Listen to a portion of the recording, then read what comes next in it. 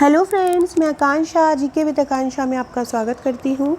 Friends, आज हम मध्य प्रदेश लोक सेवा आयोग मुख्य परीक्षा के मेंस में मध्यकालीन इतिहास के क्वेश्चन पढ़ने वाले हैं। पहला क्वेश्चन है दिल्ली सल्तनत की स्थापना में बलबन का योगदान। दूसरा है अलाउद्दीन खिलजी की बाजार नियंत्रण प्रणाली। और तीसरा है भारत में तुर्क आक्रमण के कारण और प्रभाव लिखो। ये तीन मोस्ट इम्पॉर्टेंट क्वेश्चन हैं और मध्यकालीन इतिहास का, जिसमें बाजार नियंत्रण प्रणाली में एक बार और आपको करा चुकी हूँ, लेकिन साहित्य को मैं 15 नंबर में आपको कराई थी। तो आपको ये तीनों क्वेश्चन बहुत अच्छे से कर लेना है। तो चलिए स्टार्ट करते हैं। दिल्ली सल्तनत की स्थापना में बलबन का योगदान, ये जो जिससे मैं आपको पढ़ा रही हूँ, ये मेरे मध्यकालीन इतिहास के नोट्स हैं और इनकी सेपरेट प्राइस जो है हार्ड कॉपी का 450 है और सॉफ्ट कॉपी का 300 है। और पूरा पैकेज में तो आपको पैकेज के साथ मिलेगा ही ये अलग कॉपी।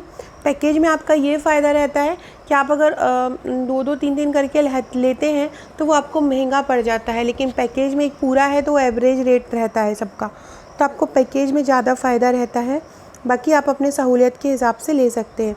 तो ये मध्यकालीन इतिहास का क्वेश्चन है। देखिए किस तरीके से मैंने इस क्वेश्चन को फ्रेम किया है। पहले हमने इंट्रो लिख दिया और फिर हमने बलबन का योगदान लिख दिया, लास्ट में निष्कर्ष लिख दिया। तो हमारा ये 6 नंबर का प्रश्न हो जाएगा। नेक्स्ट है पहला दिल्ली सल्तनत की स्थापना में बलबन के योगदान को पहले हम एक इतिहासकार के शब्दों में समझ लेते हैं। फ्रेंड्स, चैनल को ज़रूर सब्सक्राइब कीजिएगा ताकि आने वाला सभी वीडियो का इन्फॉर्मेशन आप तक पहुंचता रहे। डॉक्टर इरफान हबीब के अनुसार दिल्ली सल्तनत का संस्थापक निश्चित रूप से इल्तुतमिश है, लेकिन सल्तनत का जो शिल्पकार है वो बलबन है। देखो, फाउंडर अलग बात होती है और उसको बनाना अलग बात होती है। मकान को जो शिल्पी काम करता है, मजदूर काम करता है। तो डॉक्टर इरफान हबीब के अनुसार दिल्ली सल्तनत के संस्थापक जो फाउंडर थे वो निश्चित रूप से इल्तुतमिश ही हैं। इल्तुतमिश को भी वास्तविक नहीं बोलते जाता। आपको पता होगा कुतुबुद्दीन ऐबक ने जो इस गुलाम वंश की स्थापना की थी, उन्हीं के बाद ये इल्तुतमिश आए थे।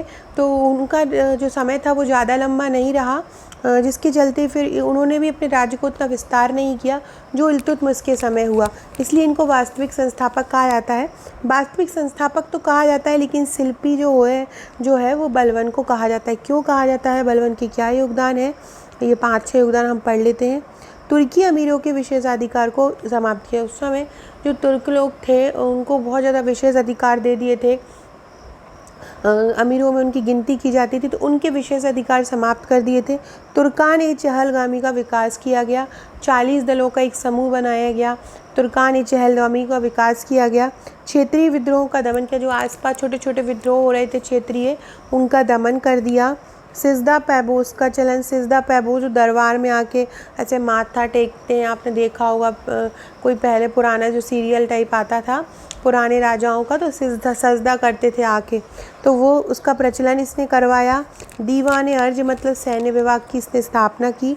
बंगाल पर जो नियंत्रण नहीं रहा था, खो चुका था, उसने पुनः नियंत्रण किया। राजत्व को देवी अधिकारों से जोड़ा और स्वयं जिले इलाई की उपाधि धारण की। उसने जो राजत्व है उसको देवी अधिकारों से जोड़ दिया और स्वयं जिले इलाई की उपाधि धारण की।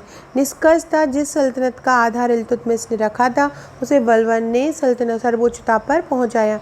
तो इस प्रकार से हमने ऊपर इंट्रो लिखा, फिर हमने बलबन का योगदान लिखा, फिर लास्ट में हमने निष्कर्ष लिख दिया। हम नेक्स्ट क्वेश्चन पढ़ते हैं हम अलाउद्दीन खिलजी की बाजार नियंत्रण प्रणाली।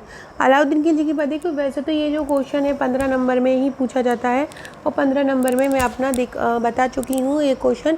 फ्रेंड्स, कोई भी क्वेश्चन आपको ढूंढना हो, मैंने बहुत सारे क्वेश्चन करवाए अलग अलग सब्जेक्ट के, तो आप चैनल की प्लेलिस्ट में जाइएगा और चैनल की प्लेलिस्ट में जाके आप चैनल की प्लेलिस्ट में जाइएगा और वहाँ पे आपको हर सब्जेक्ट वाइज, पेपर वाइज आपको एक एक वीडियो मिल जाएगा प्लेलिस्ट, तो आप वहाँ जाके चेक कर सकते हैं। तो अलाउद्दीन खिलजी की बाजार नियंत्रण प्रणाली को समझाइए। खिलजी की बाजार नियंत्रण प्रणाली उसके आर्थिक सुधार का ही एक हिस्सा थी।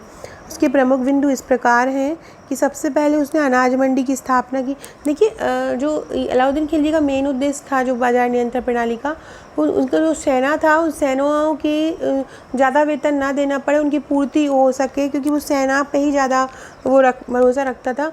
तो उस सेना के लिए ही उसका मेन उद्देश्य सेना के लिए था, सेना की जो आर्थिक उद्देश्य पूरा करना था इस पूरे जो बाजार नियंत्रण प्रणाली का। तो अनाज मंडी की जो स्थापना की, उसने हर अनाज का मूल्य निश्चित कर दिया था। सहनाज मंडी इसका अधिकारी था, 50% इसमें राजस्व अनाज के रूप में दिया जाता था। दूसरा है घोड़ा दासों मवेशियों का बाजार, इसमें भी मदों का मूल्य निश्चित था, मध्यस्थों को बीच में से हटा दिया था। कपड़ा बांधने सामग्री का बाजार तीसरा है, बेशकीमती कपड़ों पर सब्सिडी दी, मोटे कपड़ों पर भी सब्सिडी दी, सबका मूल्य निश्चित कर लिया। बाजार व्यवस्था को सफल बनाने के लिए कठोर दंड व्यवस्था का प्रावधान किया गया। निष्कर्षतः सैन्य आपूर्ति मुख्य उद्देश्य को लेकर उसकी बाजार नियंत्रण प्रणाली थी, मतलब उसने जो बाजार नियंत्रण प्रणाली बनाई थी उसका मेन उद्देश्य जो था वो सैनिकों की ज़रूरतों की पूर्ति करना था। नेक्स्ट है भारत में तुर्क आक्रमण के कारण व प्रभाव लिखो। तो तुर्क आक्रमण मध्यकाल की एक निर्णायक घटना थी, इसके कारण क्या हैं? उस समय क्या था, जब तुर्क आक्रमण हुआ था तो भारत में कोई भी शक्तिशाली केंद्रीय सत्ता नहीं थी। जैसे कि मुग़ल होते तो मुग़ल होते तो मुग़ल एक केंद्रीय सत्ता थी जिसके क्षेत्र आसपास क्षेत्र उसके सारे लड़ लेते थे। लेकिन जब भी तुर्क आक्रमण हुए तो कोई भी शक्तिशाली केंद्रीय सत्ता नहीं थी। भारत की आर्थिक समृद्धि से परिचित भारत जो था और जो लोग थे तुर्क, उनको पता था कि भारत बहुत ज़्यादा आर्थिक समृद्ध है। गौरी अजनबी और जैसे मोहम्मद गौरी आया, महमूद गजनबी आया, ये लोग क्या है बहुत महत्वाकांक्षी राजा थे। तो इनकी शासकों की महत्वाकांक्षा ने भी तुर्क आक्रमण पर बल दिया। मध्य एशिया में जो संघर्ष फैल रहा था उससे भर के भी तुर्क यहाँ पे आए और इस्लाम धर्म का ये बहुत ज़्यादा प्रचार कर रहे थे।